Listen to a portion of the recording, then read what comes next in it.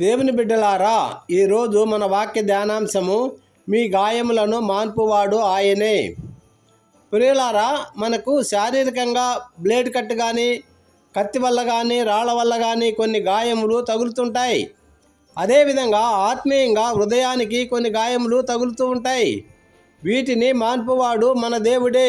హల్లెలూయా. యోబు గ్రంథము 5:18లో ఆయన గాయపరిచి గాయమును కట్టును, ఆయన గాయము చేయును, ఆయన చేతులే స్వస్థపరచును. హల్లెలూయా.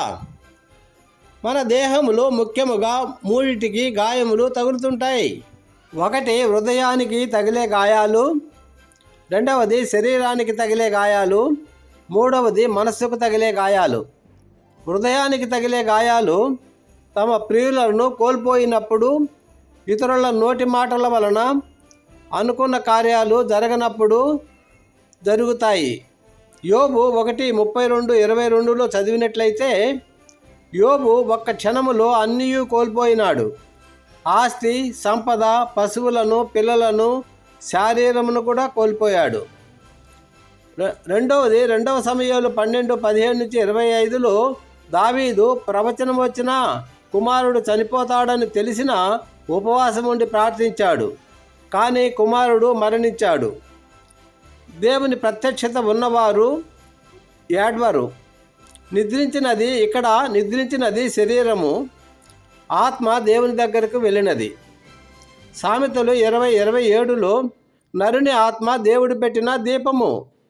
ప్రసంగి 7:12లో మన్ను అయిన ఈ శరీరము మంటిని చేరగా ఆత్మ తన్ను అనుగ్రహించిన దేవుని దగ్గరకు వెళుతుంది. అక్కడకు వెళ్ళాలంటే మారు మనసు పొంది యేసు రక్తంతో కడగబడి రక్షణ అనుభవం ఉన్నవారు మాత్రమే అక్కడకు వెళ్ళగలరు. పాపములో మరణించిన వారిని పాతాళము విడిచిపెట్టదు, తీసుకువెళుతుంది. పోలీసులు వెతికి బంధించిన విధంగా పాపములో ఉన్న వారిని సాతాను తీసుకెళ్తాడు. ప్రకటన 21:14లో గొర్రెపిల్ల రక్తంలో తన వస్త్రములను కడుక్కొనువారు ధన్యులు. ఎఫెసీ 5:27లో మనము పరిశుద్ధాత్మలో ఉదక స్నానము చేయబడాలి. 1 రాజులు 19:4-14లో ఏలియా కృంగిపోయినప్పుడు, దేవా నన్ను చంపుము అన్నాడు. రూతు గ్రంథం 1:35లో నయోమి గాయపరచబడింది. ఆదికాండం 29:31లో లేయా ఒంటరితనముతో కృంగిపోయింది. లూకా 10:25-37లో మంచి సమరయుడు శరీరానికి తగిలిన గాయములను కట్టాడు, మాన్పాడు. దుఃఖపడు వారు ధన్యులు, వారు ఓదార్చబడుదురు. దేవుడు నీ కన్నీళ్లు చూడలేనటువంటి గుడ్డివాడు కాడు, నీ ప్రార్థన వినలేని చెవిటివాడు కాడు, నీ బాధను చూచి మౌనముగా ఉండే దేవుడు కాడు. ఆయన నిన్ను చూచి విని విడిపిస్తాడు. హల్లెలూయా చెప్పండి. దేవుడు ఎప్పుడు నొప్పి ఉండదని వాగ్దానము చేయలేదు. దుఃఖము లేకుండా అన్ని వేళలా సంతోషమే ఉంటుందని చెప్పలేదు. ఎప్పుడు వేడి లేకుండా చలి, వర్షం ఉంటుందని చెప్పలేదు. అయితే ప్రతిరోజు నీకు కావలసిన బలమును, కన్నీటితో ఉన్నప్పుడు ఆదరణను ఇచ్చి నీకు వెలుగుగా ఉంటాను అన్నాడు. హల్లెలూయా. గుండె చెదరిన వారిని బాగు చేయువాడు ప్రభుయేసే. నలిగిన వారికి న్యాయము తీర్చి వారికి మహాదుర్గమగువాడు ప్రభుయేసే. విరిగిన హృదయము, నలిగిన మనస్సు కలవారిని ఆయన రక్షించును. సొమ్మసిల్లిన వారికి బలమునిచ్చువాడు ఆయనే. శక్తిహీనులకు బలాభివృద్ధి కలుగుచేయువాడు ఆయనే. యెహోవా రఫా, నిన్ను స్వస్థపరచు వానిని నేనే. నిర్గమకాండం 15:26. యెషయా 53:5-6లో ఆయన పొందిన దెబ్బల చేత, గాయముల చేత మనకు స్వస్థత పొందుచున్నాము, మనకు స్వస్థత కలుగుతున్నది. హల్లెలూయా. రెండవది మనస్సుకు తగిలిన గాయాలు. తప్పుడు నిర్ణయాలు తీసుకున్నప్పుడు, జీవితంలో కష్టాలు, నష్టాలు వచ్చినప్పుడు, బుద్ధిహీనంగా ప్రవర్తించినప్పుడు మనము తీసుకునే నిర్ణయాలు ఇవన్నీ కూడా మనసుకును గాయపరుస్తాయి.